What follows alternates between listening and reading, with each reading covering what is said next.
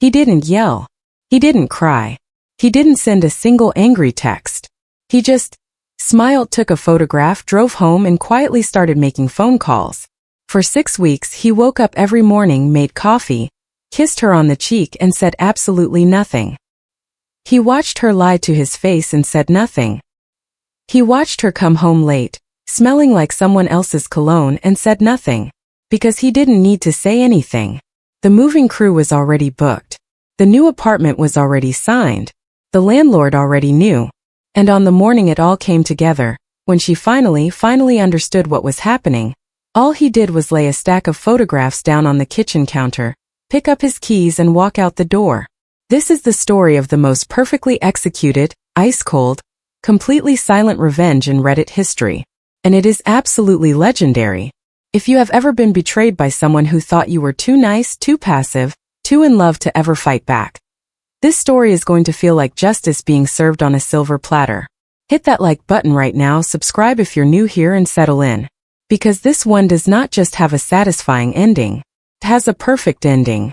Let's get into it. Let me introduce you to Marcus. That's not his real name, but it fits him. Steady, solid, the kind of guy who shows up when he says he will and doesn't make a big production of it. Marcus was, by every account of the friends who've told and retold this story over the years, one of those genuinely good guys that people mean when they say genuinely good guys. Not in the watered-down compliment by default way, but in the literal sense. He was reliable. He was warm. He was the friend who remembered your birthday without a Facebook reminder, and the boyfriend who actually listened when you talked about your day, not just nodded while scrolling his phone. He'd been with his girlfriend, let's call her Sienna, for about 3 years by the time this story takes place. They'd been living together for the better part of 2 of those years, sharing an apartment that was, let's be clear about this from the start, entirely in Marcus's name. He was on the lease. She was not. He paid the lion's share of the rent. She contributed to groceries and utilities, and that arrangement had always worked fine, the way a lot of young couple arrangements work fine right up until they suddenly catastrophically don't. Now I want you to picture this apartment. It's a decent place. Nothing flashy, but it's got that lived-in warmth of 2 people who've made a home together. There's a couch Marcus picked out because he spent 3 weekends looking for one with the right depth for watching movies. There's a dining table he assembled himself one Sunday afternoon, cursing at the instructions the whole time. There are bookcases, a bed frame, a television, a coffee maker, the kind of coffee maker that actually matters to a person who takes coffee seriously. Everything in that apartment was Marcus's. Every single piece of furniture, every appliance, every item of any actual value, his. Because Sienna had moved in with a suitcase and a box of books, and Marcus had already been there, already built the place into something that felt like a home. That detail is going to matter a great deal later in this story. Now Marcus and Sienna had been going through what couples sometimes diplomatically call a rough patch. The specifics of what made it rough aren't something I'm going to dramatize beyond what the story needs. Because frankly the rough patch isn't the point. What matters is that the warmth in the apartment had cooled. Conversations were shorter. Silences were longer. The kind of easy comfort that makes a home feel like a sanctuary had been quietly replaced by the kind of careful distance that makes a home feel like a waiting room.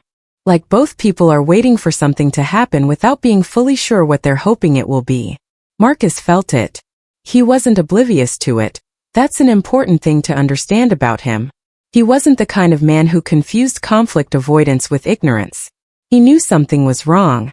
He just hadn't yet identified exactly how wrong, or exactly why, or exactly in what direction everything was about to go sideways. He was about to find out. Here's how it happened. And I want you to really sit in this moment with me, because the way this particular truth revealed itself matters enormously for understanding what Marcus did next and why it was so devastatingly effective. Sienna had told him she was going to visit her family. They lived about 600 kilometers away, far enough that a visit meant a full week, not a weekend. She packed a bag, said her goodbyes, and left. Marcus went about his week, worked, came home, ate dinner alone for the first time in 2 years, found the quiet of the apartment strange and slightly heavy in the way empty spaces sometimes feel when you're used to someone else filling them. A few days into her trip, he found himself passing a restaurant, one of those places with a wide-open patio that spills right out onto the sidewalk, the kind where you can see everything and everyone from the street without really meaning to. He was just walking. Just going about his day. Just a man living his regular Wednesday life. And there she was, Sienna, sitting at a table on the patio, 600 kilometers closer to home than she'd told him she would be, laughing at something across the table. Not eating with her family. Not anywhere near her family. Having what looked from the sidewalk like the time of her life. Animated, glowing in that particular way people glow when they're doing exactly what they want to be doing without a single consequence in sight. Across from her sat a man Marcus recognized immediately. An ex. An ex she'd assured him was firmly in her past, the kind of ex you mention once in the early months of a relationship to get the accounting out of the way and then never again. Let me tell you what that moment feels like. Because I was shocked doesn't begin to cover it. It's like the ground shifts 3 inches to the left without the rest of the world following. You're visioned as this strange thing where the thing you're looking at becomes simultaneously too sharp and too far away. Hyperfocus but somehow unreal, like a photograph of something instead of the thing itself. Your heartbeat doesn't race, not immediately. It sort of stops. Stutters. And in that half second before your brain catches up to what your eyes are already telling you, there's this bizarre pocket of silence where nothing has quite been destroyed yet. And then it has. Marcus stood on that sidewalk and he breathed. He did not storm onto the patio. He did not call her name. He did not make a scene, did not send a furious text, did not do any of the things that the electric current of betrayal surging through his chest was screaming at him to do. Instead, he reached into his pocket, he pulled out his phone, and he took photographs. Multiple photographs. Clear, well-framed, time-stamped photographs of his girlfriend of 3 years, who had told him she was visiting her family 600 kilometers away, laughing on a restaurant patio with the man she'd previously described as ancient history. Then he put his phone back in his pocket, and he walked home. That walk home. I've thought about it a lot when I've heard this story retold. Every footstep on that pavement. Every block between the restaurant and the apartment that still smelled like her perfume. The particular quality of the light at that time of day. The way you can be completely, utterly alone in the middle of a city full of people. That walk home was the distance between the man who still believed in the relationship and the man who had already, quietly, made his decision. By the time he put his key in the lock and pushed open the door and stood in the apartment full of his furniture and his coffee maker and his assembled by hand dining table, Marcus knew exactly what he was going to do. He just needed time to do it right. Here is where the story shifts from a tale of betrayal into something else entirely. Something that requires a different kind of attention, because what Marcus did next wasn't reactive, wasn't hot, wasn't the kind of revenge that happens in a white-hot moment of fury and gets regretted the morning after. What Marcus did was architectural. He built something. Piece by piece, quietly, methodically, over 6 weeks in plain sight, while Sienna walked back through the door with her weekend bag and her alibi and her easy smile and her complete certainty that she had gotten away with something. The first call he made was to his landlord. Now, the landlord in this story deserves his own moment, because he is quietly one of its heroes. Marcus had been a good tenant, paid on time, took care of the place, never made anyone's life difficult. And when Marcus called him and explained the situation, calmly and honestly, the landlord didn't hesitate. He agreed to help. He agreed to keep silent. He agreed to a plan that required timing, discretion, and a patience that most people find genuinely difficult when a good story is burning in their pocket. Marcus gave his 60 days notice. The lease was month to month and 60 days was the requirement. He put it in writing, had the landlord acknowledge it, and that was that. The apartment he'd built into a home had an official end date. Sienna knew none of this. Then he found a new place. Quietly, during work hours, during hours when Sienna was out and her whereabouts were no longer any of his business, he found and signed a new apartment. A good one, better actually than what he'd been in. Because Marcus was practical, and if you're leaving, you may as well leave well. Then he hired a moving crew. Booked them for moving day. Told them exactly when to show up, exactly what to do, exactly how to handle it. Paid the deposit. Confirmed the date. And then, he went home. And he continued living with Sienna as though nothing had happened. I want you to understand what that required. I want you to really sit with the level of composure it takes to do what Marcus did for the following 6 weeks. Because this wasn't a man who was numb or detached or didn't care anymore. This was a man who was still every single day, feeling the full weight of what those photographs meant. The full reality of 3 years of shared life being quietly revealed as something different from what he'd believed it was.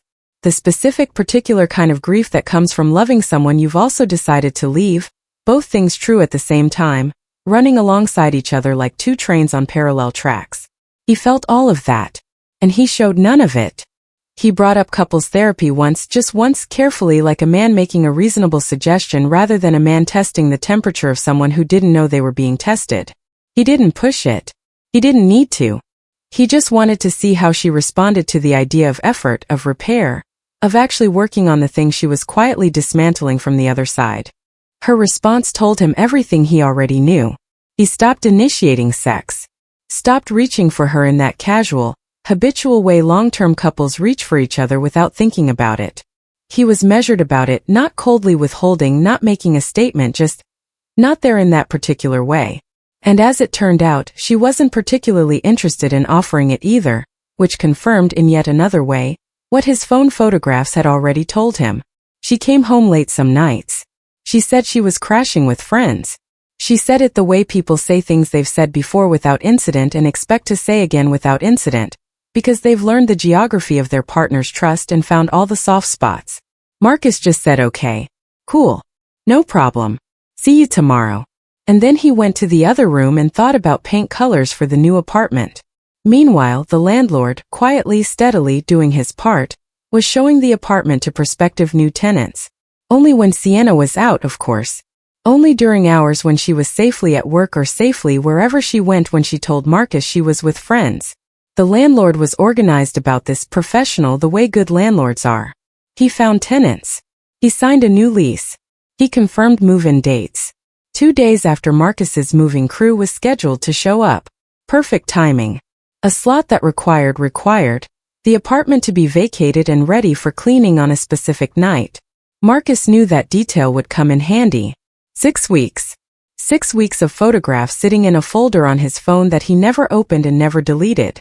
6 weeks of watching someone he'd loved live a double life with complete and easy confidence. 6 weeks of building the exit, floor by floor, beam by beam in total silence. And then moving day arrived. The moving crew showed up early. That's the first thing. They were there before the day had properly started, before the coffee was finished, before Sienna had fully assembled herself into the person she presented to the world each morning. The knock at the door came and Marcus answered it, and several strangers with boxes and tape and that particular business-like efficiency of professional movers began moving through the apartment like it was any other job on any other Tuesday, because for them it was. Sienna came out of the bedroom. I want you to picture that moment. The sleep still in her eyes. The confusion moving across her face like a weather front coming in. Slow at first, then faster, then all at once. She looked at the movers. She looked at Marcus. She looked at the boxes being assembled in her kitchen. And she asked, in the voice of someone who has not yet caught up to reality, what was going on. Marcus set the photographs on the counter. He didn't say a speech. He didn't deliver a monologue. He didn't list grievances or explain himself in the long, winding, emotional way people often feel compelled to explain themselves when they've been wronged and finally have the floor. He just placed the photographs on the counter face up in a neat stack the way you set down a bill that has come due. There she was. Restaurant Patio. Bright afternoon light. Laughing. Alive with a particular joy that she had never been, apparently, able to fully summon at home. And across from her the ex who was ancient history. The photographs were clear. The timestamps were clear. The distance between I'm visiting my family and I am on this patio with this man was a distance that no explanation could cross. Sienna looked at the photographs. And then the landlord appeared. And he told her in the clear, straightforward way of a man who has a business to run and a timeline to keep, that she had until midnight to remove her belongings from the apartment. The new tenants were moving in 2 days from now. He needed to clean and prep. Anything left after midnight would be put on the curb. The silence that followed that sentence must have been extraordinary. The specific quality of silence that exists when someone has just understood all at once the full architecture of what has been done, not to them but by them, and the way those choices have now arrived at their logical conclusion. She had been so certain she was the one holding all the cards. She had been so certain that Marcus, good, steady, reliable Marcus, was simply there. A constant, a given, a warm apartment and a reliable chest to come home to, and a man who would still be there whenever she finished deciding what she actually wanted. He was not, it turned out, still there. He was, in fact, leaving. Had been leaving for 6 weeks. Was, at this very moment, in the process of completing a departure so well planned that there was quite literally nothing she could say or do to reverse it. Because here is what she discovered in the immediate, awful aftermath of the photographs on the counter and the landlord's midnight deadline. There was almost nothing in that apartment that belonged to her. The couch his, the dining table his, the bed frame his, the coffee maker, the bookshelves, the television, the throw pillows, the kitchen table lamp, the rug in the hallway, the mirror in the bathroom, his. She had moved in with a suitcase and a box of books. She had always known, on some level, that the apartment was his apartment, the furniture was his furniture, the home was his home that she happened to be living in. She just hadn't, until this particular Tuesday morning with the movers boxing things efficiently around her, thought through the full implications of that fact. What was hers? Her clothes, her toiletries, her box of books, the personal items she'd arrived with and accumulated over 2 years of living in a home she had not built. Marcus snapped one last photograph before he left. Not of Sienna's face. That would have been cruel, and Marcus was not interested in cruelty. He photographed the main room of the apartment after the movers had cleared the furniture out. Sienna's belongings sat in a pile in the center of the empty room. Her clothes, her toiletries, her things, all of them, every one of them, piled neatly together in the space where a home used to be. Exposed somehow in a way that wasn't about humiliation but about simple, stark truth. This was the sum total of what she had contributed to this life, and this was exactly what she was leaving with. Marcus walked out of the apartment. He did not look back. He did not slam the door. He pulled it closed behind him with the quiet, final click of a man who has completed something exactly the way he intended to complete it. Now I want to talk about something that makes this story genuinely extraordinary, because I don't want to just narrate what happened. I want to talk about how and why, because the how and the why are where the real lesson lives. Most betrayal stories, the ones we hear, the ones we've lived, the ones that keep people up at 3 a.m. rehearsing things they wish they'd said. Most of them follow the same emotional trajectory. The discovery, the confrontation, the explosion, the aftermath. And the explosion, the volcanic moment of pure hurt erupting into pure fury, feels necessary in the moment, feels like the only possible response to pain of that magnitude. Like you have to make them see it. Have to make them understand what they did. Have to make them feel, right now, in this moment, the size of the damage. The problem with explosions is that they hand the other person something very valuable, your emotional state. Your pain becomes visible. Your vulnerability becomes something they can respond to, navigate around, explain away, or worse, use against you. The moment you're crying and shaking and saying, "How could you do this to me?" the narrative shifts. Now it's about managing you.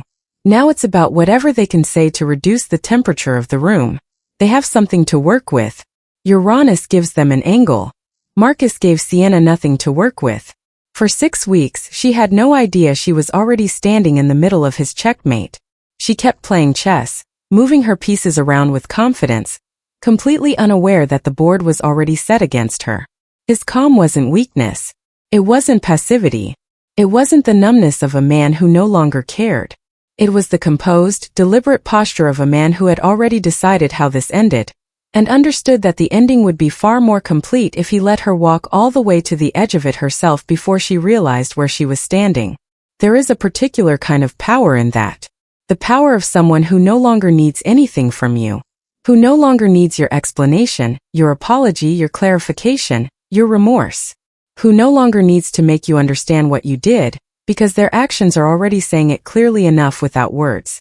Marcus walked into that final morning already free. Sienna walked into it thinking she was still in the middle of a story she was writing. She wasn't. She was in the last scene of one Marcus had already finished writing. She just hadn't been told. And that gap, the gap between what she thought the situation was and what it actually was, that gap is the entire architecture of the revenge. Not the moving crew. Not the photographs. Not the midnight deadline from the landlord. The gap. The 6 weeks of her certainty meeting his silence and finding no resistance. Like walking confidently into a room and discovering the floor isn't there. Let's talk about the pile in the middle of the room. Because that photograph, the one Marcus took before he walked out, is the image that has stuck with everyone who has heard this story over the years. Not the restaurant patio photographs, dramatic as those are. Not the moment the landlord delivered his midnight deadline. The pile. A person's clothes and toiletries and the small accumulated debris of a life, sitting in the center of an empty room. There is something in that image that captures, with almost painful precision, the specific result of a specific kind of behavior. Sienna had spent 2 years in a home she didn't build. She had spent those 2 years, a significant chunk of them anyway, deciding that the man who built it was reliable enough to exploit, loyal enough to cheat on, and complacent enough to be managed. She had made a series of choices based on a fundamental miscalculation about who Marcus was, and what he would do when he finally had enough information. And here was the result of those choices, sitting on the floor in a pile, the precise physical inventory of what she had brought to the relationship and what she was leaving with. The math was simple and brutal. She had arrived with a suitcase and a box of books. She was leaving with her clothes and her toiletries and the box of books. In 2 years of shared life, in an apartment full of furniture and warmth and the physical evidence of a home, her contribution to the actual material reality of that space was what could fit in a pile on a hardwood floor. That pile wasn't meant as humiliation. Marcus was not a cruel man, and he didn't arrange it that way to twist the knife. It was simply what was true. The pile was reality without a frame around it. And reality, when it arrives all at once after a long time of being kept comfortable and soft and far from view, reality is always a little shocking in its starkness. She had until midnight. Here is where the story finds its final form, not in the moving day itself, but in what it became afterward. Marcus's friend group has retold this story for years. The way great stories get retold, with reverence, with relish, with that particular quality of laughter that isn't really about humor but about the satisfaction of hearing justice done correctly. They retell it because it is satisfying in the most complete way a story can be satisfying. There is no loose end. There is no moment where Marcus lost the high ground. There is no regrettable explosion, no embarrassing confrontation that Sienna can point to later and say, well, he was unhinged about it. There is nothing to point to except the photographs, the moving crew, the landlord's deadline, and the pile in the middle of the room. It is clean. It is complete. It is, in the fullest sense of the word, finished. And Marcus himself, what happened to Marcus? He moved into his new apartment, which was better than the old one. He set up his furniture, his coffee maker, his assembled by hand dining table in a new space. He started the next chapter of his life with the particular lightness of a man who handled something difficult with more grace than most people manage, and knows it. His friends will tell you that he carries that story not with bitterness or triumph exactly, but with a kind of quiet satisfaction, the satisfaction of someone who was tested and found out who they were. He found out he was someone who could stay calm when calm was the most devastating possible response. He found out he was someone who could plan with patience when patience was the most powerful possible tool. He found out he was someone who didn't need the moment of confrontation, didn't need the explosion, didn't need her to see his pain in order to feel justified in what he was doing. He just needed moving day.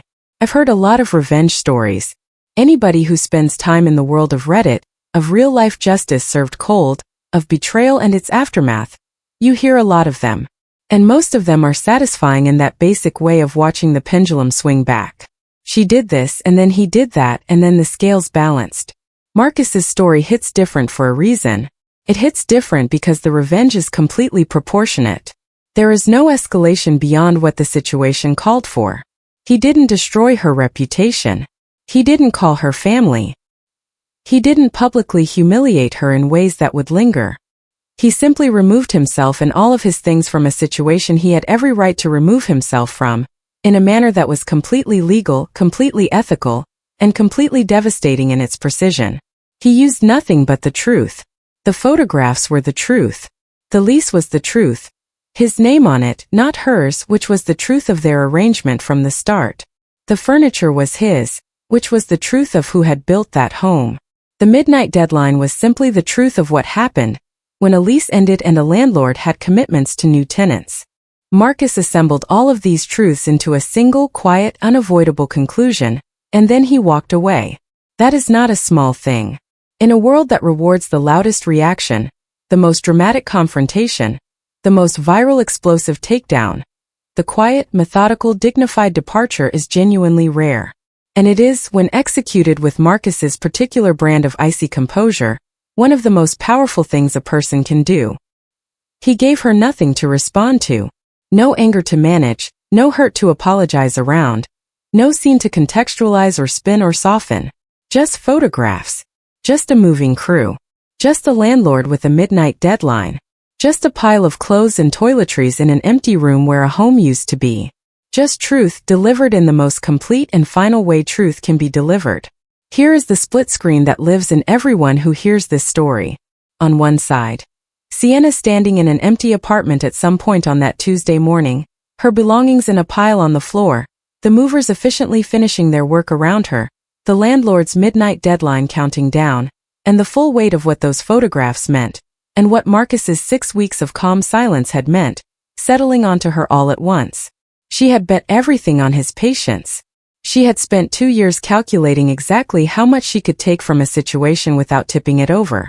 And she had miscalculated. Not by a little. By everything. On the other side, Marcus, keys in hand, door pulling closed behind him with that quiet final click. A new apartment already waiting. A new life already begun. The coffee maker already packed. Every piece of furniture that made that place a home traveling with him to the next place because it was always his to take. Walking into the rest of his life without a single backward glance, because he had already looked at everything that needed looking at, all 6 weeks of it, and it had already told him everything he needed to know. He took 4 photographs total. The restaurant patio. The restaurant patio again. A different angle, clearer, time-stamped. The afternoon light catching her face mid-laugh. And the pile of clothes and toiletries on the floor of the empty room where they used to live together. 4 photographs. 6 weeks of silence. 1 moving crew. 1 midnight deadline. 1 pile on the floor. And the most complete, dignified, legally impeccable exit in the history of his friend group. There's a version of this story where Marcus storms onto that restaurant patio and makes a scene. There's a version where he sends the furious text at 2 a.m., or shows up at her workplace, or pastes the photographs on social media for the world to see. Those versions exist too. We've all seen them, we've all heard them, some of us have lived them. They feel, in the moment of pure hurt, like the only honest response. But Marcus's version is the one his friends still tell years later. Not because it was the loudest, because it was the truest. He didn't perform his pain. He didn't need her to witness it. He didn't need to make her feel the weight of what she'd done in real time. He just needed to be done.